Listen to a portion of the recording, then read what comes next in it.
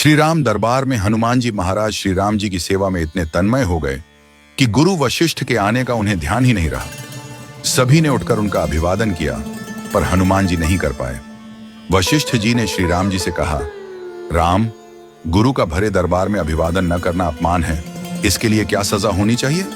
श्री राम जी ने कहा, गुरुवर आप ही बताइए। वशिष्ठ जी ने कहा, मृत्यु दंड। श्री राम जी ने कहा, स्वीकार है। तब श्री राम जी ने पूछा, गुरुदेव आप बताइए यह अपराध किसने किया है? वशिष्ठ जी ने कहा, मैं बताऊं पर राम, तुम्हारा यह प्रिय है, तुम अपने आप को सजा दोगे पर उसे नहीं दे पाओगे। श्री राम जी ने कहा, गुरुदेव राम के लिए सब समान है। वशिष्ठ जी बोले, नहीं राम, मुझे तुम पर संशय नहीं है, पर मुझे यह संशय है कि दंड पूरी तरह से पूरा हो पाएगा या नहीं। यदि तुम मुझे विश्वास दिलाते हो कि तुम उसे अपने अमोघ बाण से मृत्यु दंड दोगे तो मैं अपराधी का नाम और अपराध बताऊंगा। श्री राम जी ने फिर अपना संकल्प व्यक्त किया। तब वशिष्ठ जी ने कहा, यह अपराध हनुमान जी ने किया है। हनुमान जी ने स्वीकार कर लिया। फिर श्री राम जी ने दरबार में घोषणा की कि कल सायंकाल सरयू के तट पर हनुमान जी को मैं स्वयं अपने अमोघ बाण से मृत्यु दंड दूंगा।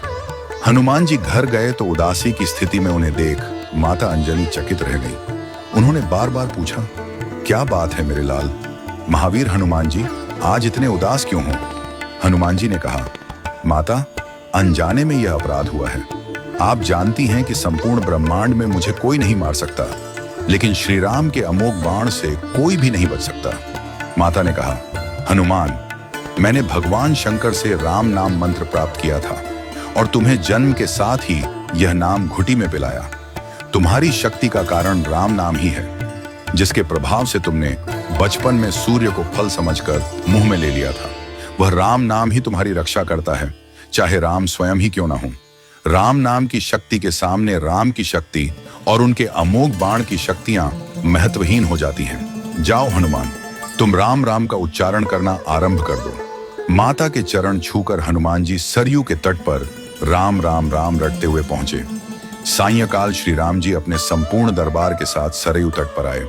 सभी को यह कौतूहल था कि क्या श्री राम हनुमान जी को सजा देंगे, लेकिन जब श्री राम ने बार बार अपने अमोघ बाण चलाए तो हनुमान जी पर उनका कोई असर नहीं हुआ। तब गुरु वशिष्ठ जी ने शंका जताई, राम, क्या तुम पूरी निष्ठा से बाण चला रहे हो? श्री राम जी ने कहा, हाँ गुरुदेव, मैं गुरु के प्रति अपराध की सजा देने के लिए अपने बाण चला रहा हूं। इसमें कोई चतुराई नहीं हो सकती।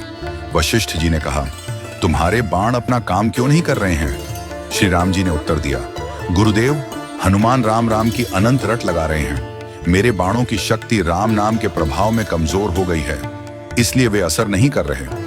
गुरुदेव वशिष्ठ जी ने कहा, राम, आज से मैं तुम्हारे दरबार को छोड़कर अपने आश्रम जा रहा हूं, जहां राम नाम का निरंतर जप करूंगा।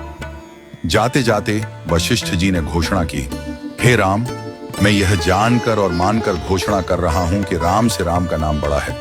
राम नाम महा अमोघ शक्ति का सागर है। जो कोई राम का नाम जपेगा, लिखेगा या मनन करेगा, उसकी लोक कामना पूर्ति होगी और वह मोक्ष का भागी होगा। मैंने सारे मंत्रों की शक्तियों को राम नाम के समक्ष नगण्य माना है। तभी से राम नाम को राम से बड़ा माना गया। वह पत्थर भी तैर जाते हैं जिन पर श्री राम का नाम लिखा होता है।